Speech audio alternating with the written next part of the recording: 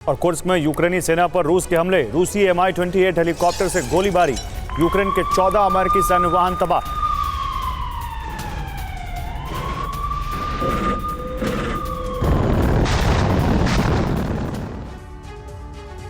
तो बाल्टिक सी में जंग की मुनादी सुनाई देने लगी है। डर है रूस किसी भी वक्त बाल्टिक देशों पर बड़ा हमला कर सकता है। लातविया, एस्टोनिया और लिथुआनिया की रक्षा के लिए अमेरिका ने एक खास चक्रव्यूह रचना शुरू कर दिया है और इसी कड़ी में अमेरिकी ग्लोबल हॉक ड्रोन बाल्टिक सी पहुंचा था, लेकिन अचानक ड्रोन का नेटवर्क इसके ऑपरेटर से टूट गया। दावा है कि रूसी जामर्स ने ड्रोन को हैक किया। दरअसल ये ड्रोन रूस की जासूसी करने पहुंचा था, जिसके बाद इस इलाके पर युद्ध के बादल मंडराने लगे। शाम का वक्त था।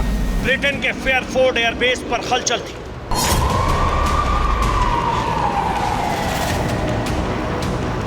यहां मौजूद अमेरिका के RQ-4B ग्लोबल हॉक ड्रोन को एक खास मिशन के लिए तैयार किया जा रहा था।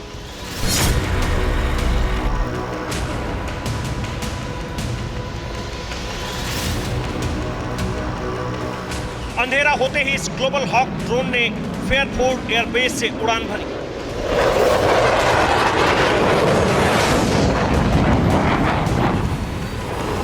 अमेरिका का ग्लोबल हॉक एक खास मिशन पर था। इसे मित्र देशों की समुद्री सरहद से होते हुए सुरक्षा की जांच करनी थी, लेकिन अचानक ग्लोबल हॉक का उसके ऑपरेटर से नेटवर्क टूट गया और यह अपनी दिशा से भटक गया।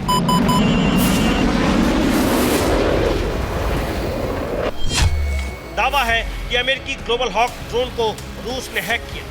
ड्रोन को एस्टोनिया के एयर स्पेस में हैक किया गया।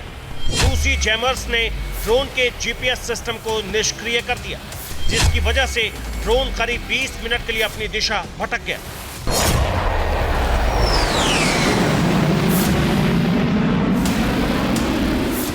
ग्लोबल हॉक खास टोही मिशन पर था।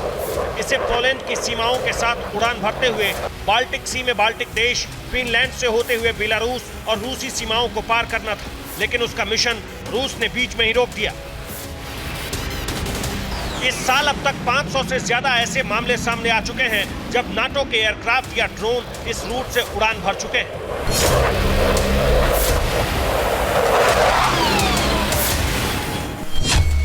रूस का दावा है कि अमेरिका और नाटो उसकी जासूसी कर रहा है। रूस की पश्चिमी सीमाओं, बाल्टिक तट और कैलिनिनग्राद की जासूसी की जा रही है। अमेरिका की कोशिश इन इलाकों में रूसी ठिकानों की सटीक जानकारी हासिल करना है।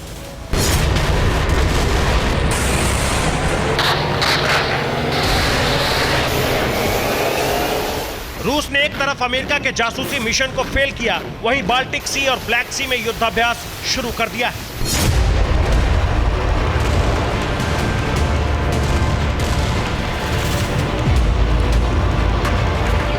पुतिन के नौसैनिक यहां बारूद बरसा रहे हैं। इनमें सबसे खास रूस की नेवल बोट्स हैं, जो खास तौर से USV यानी अनमैन्ड सर्विस व्हीकल को हिट करने की प्रैक्टिस कर रही है।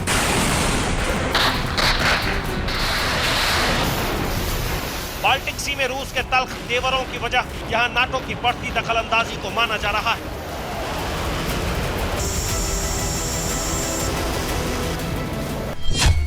दरअसल लिथुआनिया में नाटो का बड़ा मिलिट्री बेस बन रहा है। नाटो की कोशिश रूस को कैलिनिनग्राद बॉर्डर पर घेरने की है।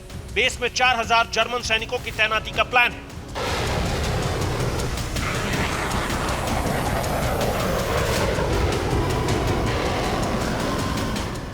कैलिनिनग्राद में नाटो बेस बनाने से पुतिन आग बबूला है। रूस ने इसे युद्ध भड़काने की कार्रवाई बताया।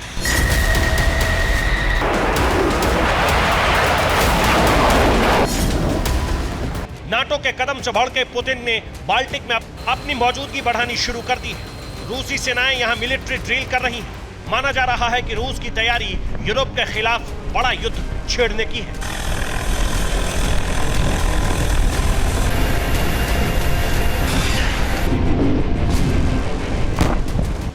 रूस यूरोप के खिलाफ युद्ध छेड़ता है तो शुरुआती वॉरफेज में उसका सबसे बड़ा टारगेट पोलैंड होगा, जिस पर रूसी सेनाएं सबसे बड़ा हमला करेंगी।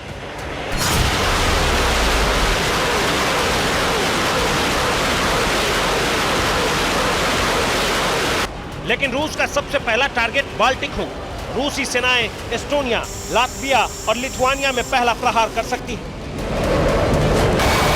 रूस के संभावित खतरे को देखते हुए बाल्टिक देशों ने खास तैयारियां की है। तीनों देशों ने बाल्टिक डिफेंस लाइन बनाई है। बॉर्डर पर बिजली के करंट और कटीले तारों वाली फेंसिंग, ट्रेंच और ड्रैगन टीथ लगाकर उन्हें अभेद्य बनाया गया है। लातविया ने अपनी सीमा पर वॉच टावर बनाए, जिसके जरिए रूसी फौज पर नजर रखी जा रही है। यहाँ फेंसिंग में बिजली के करंट का फ्लो कराया जा रहा है। टैंक और सैन्य वाहनों को रोकने के लिए टी शेप की सुरंगें बनाई गई है।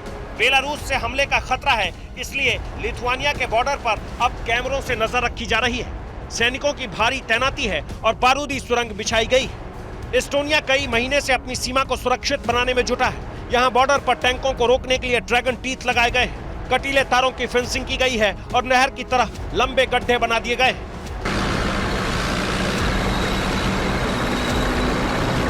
दरअसल रूस और बेलारूस की सीमा एस्टोनिया, लातविया और लिथुआनिया से लगती है। जंग के हालातों में रूस यहां ग्राउंड ऑपरेशन कर घुस सकता है, इसलिए इन देशों ने यह खास तैयारियां की है।